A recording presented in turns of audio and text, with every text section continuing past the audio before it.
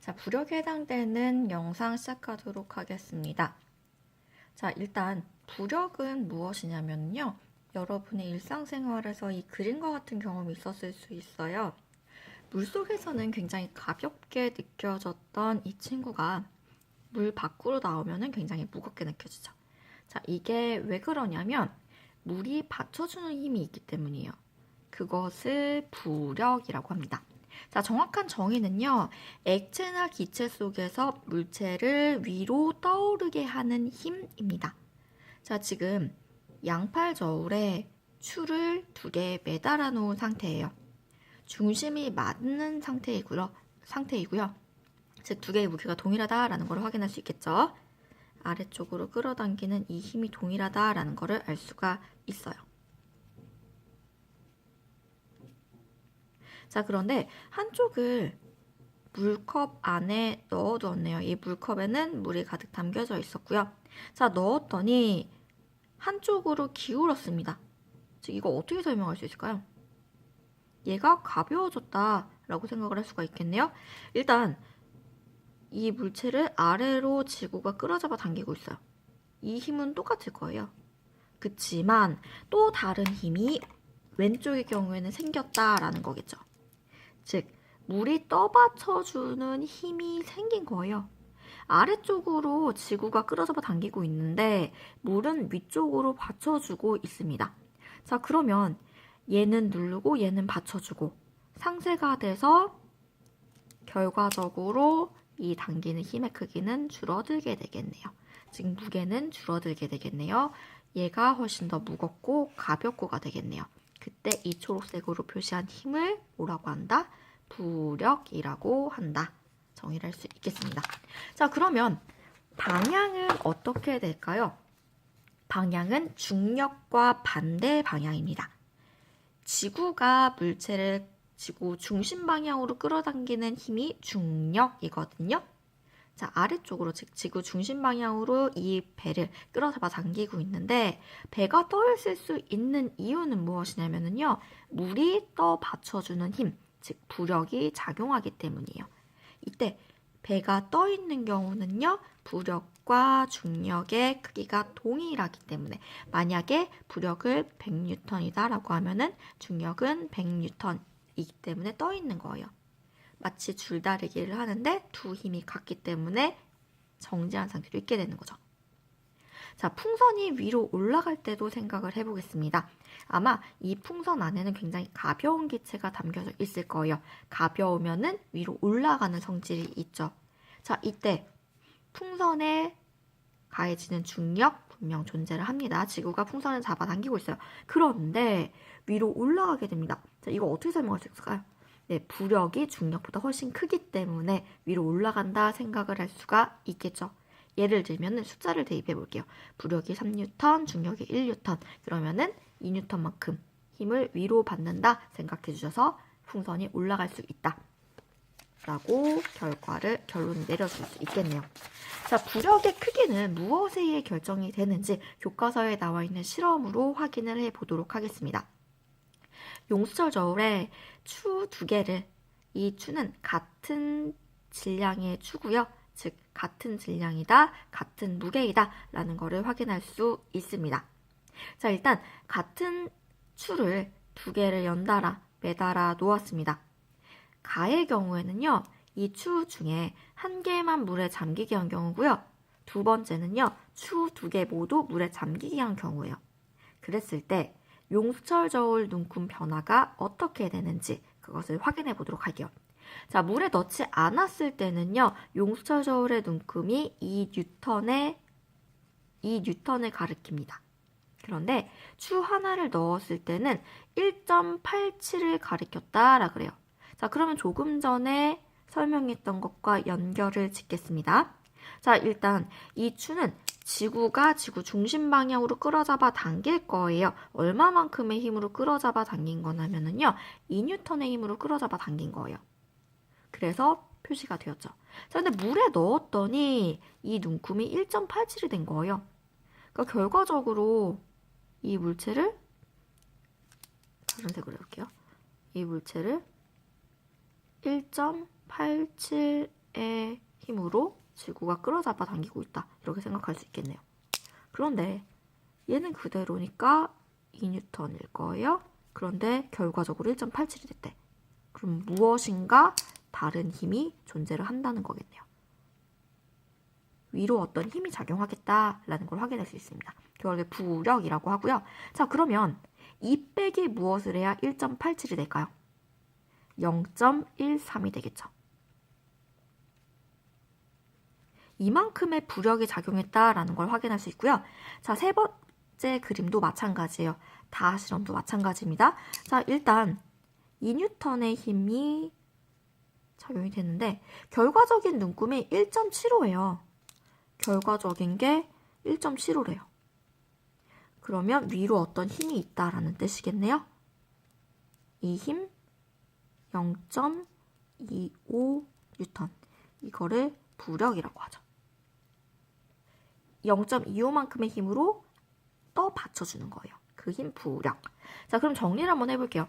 용수철 저울의 눈금은 공기 중에서 2N이었고요. 그리고 추 한 개가 물에 잠겼을 때는 1.87, 추 두 개가 물에 잠겼을 때는 1.75. 그리고 이 부피도 한번 생각을 해볼게요. 첫 번째 눈금 실린더의 부피는 200이었습니다. 자, 그런데 추 하나를 넣었더니 212.5가 되었고요. 그리고 추 두 개가 되었을 때 225가 되었네요. 줄어든 저울 눈금과 늘어난 실린더의 눈금을 계산을 해볼게요. 0.13이라는 거는 2 빼기 1.87에서 나온 거예요. 0.13. 그 다음에 0.25는 2 빼기 1.75에서 나온 거예요. 자, 늘어난 실린더의 눈금 그대로 읽어주었습니다. 12.5가 늘어났고요. 그 다음에 25가 늘어났습니다. 자, 줄어든 저울 눈금은 부력, 아래에서 떠받쳐주는 힘이다 라고 생각할 수 있다 그랬는데요. 그 부력은 추 한 개가 물에 잠겼을 때 0.13이었고요. 추 두 개가 물에 잠겼을 때는 0.25였습니다. 자, 그러면 이 부력은 무엇에 의해 영향을 받을까? 무엇과 연결이 되는지 살펴보겠습니다. 자, 일단 늘어난 눈금 실린더의 눈금이 대략 2배가 되었네요. 그랬더니 줄어든 저울의 눈금도 2배가 되었습니다. 그러니까 이건 약 2배 생각해 주시면 돼요. 실험이기 때문에 0.01 정도는 오차가 발생할 수도 있기 때문이에요. 자, 2배, 2배. 정리를 하자면 밀어낸 물의 양, 잠긴 부피, 즉 늘어난 실린더의 눈금이 되겠죠. 부피가 많을수록 부력은 커진다, 비례한다 라고 생각을 해 주실 수 있겠습니다. 자, 그러면 교과서 문제 한번 풀어볼게요. 자, 교과서 91쪽에 있는 문제입니다. 그림과 같이 무게가 5N인 추를 물속에 넣었더니 용수철 저울의 눈금이 3N을 가리켰다.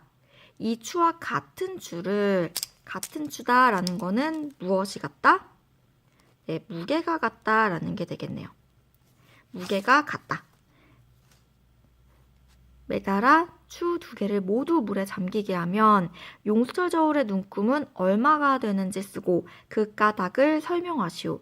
자, 일단 용수철 저울에 추 한 개를 달았을 때 5N이었어요. 근데 지금 우리가 알고자 하는 거는요. 추 두 개를 물에 넣었을 때 눈금이에요.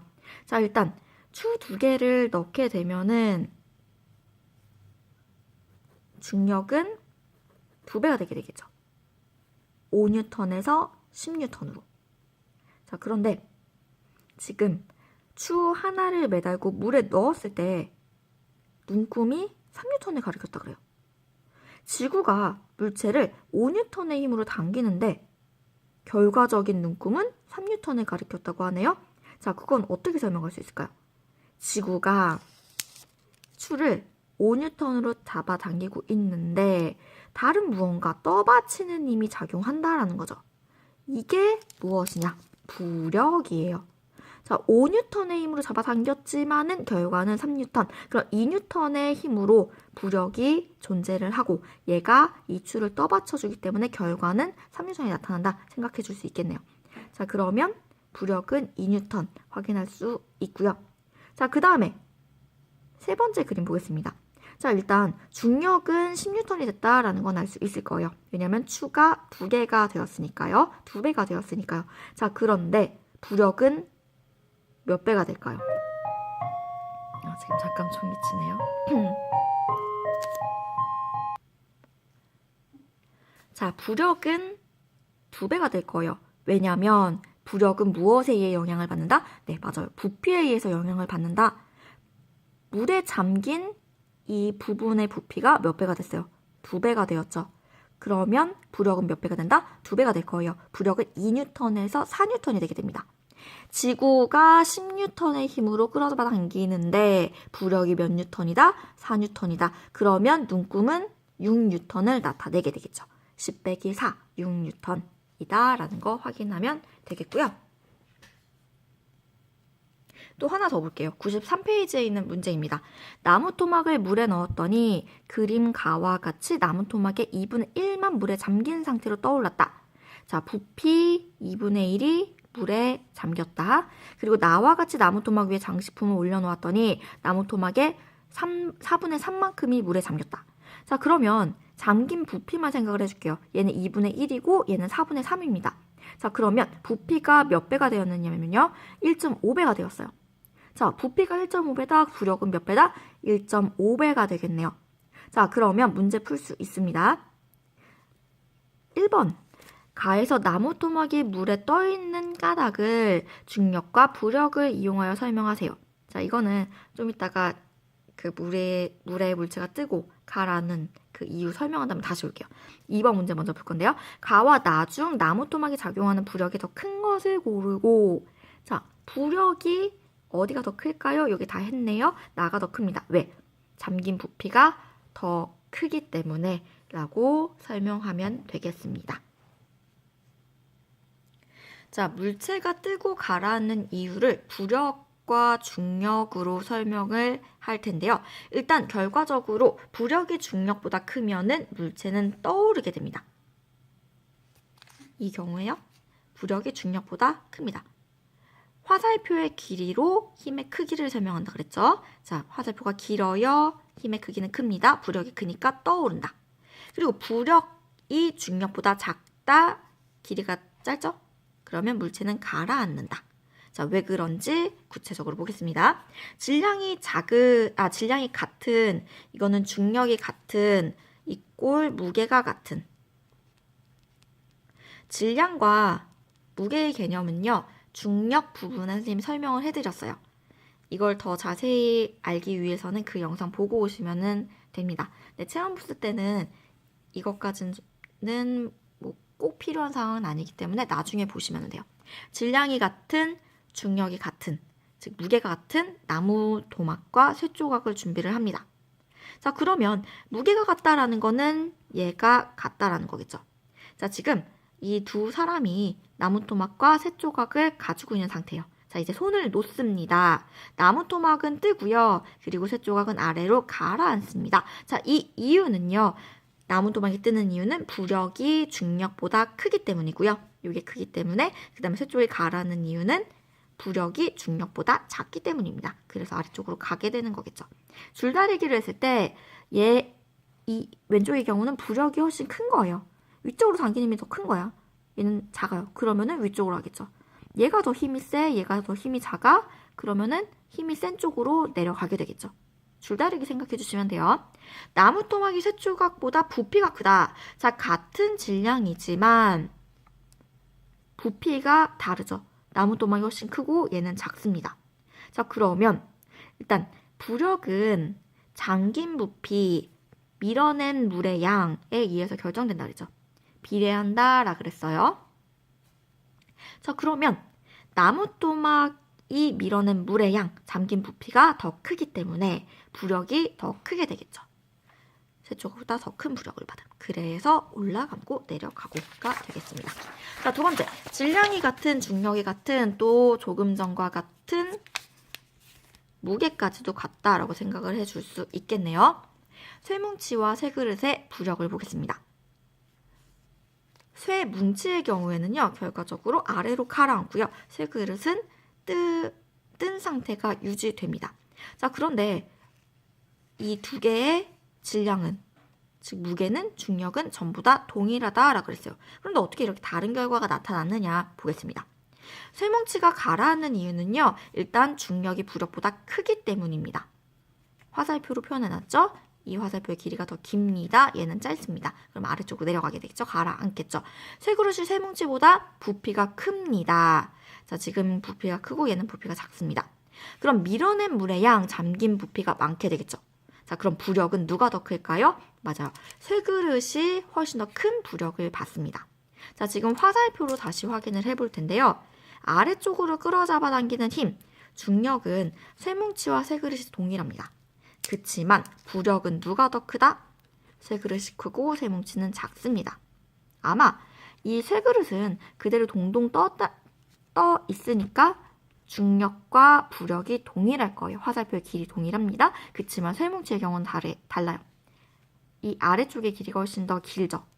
그러면 얘는 아래쪽으로 가라앉게 된다라는 걸 확인할 수 있습니다.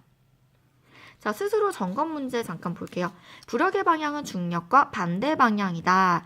그리고 무게가 10N인 물체를 용설저울에 매달아 물속에 넣었더니 3.5가 되었다.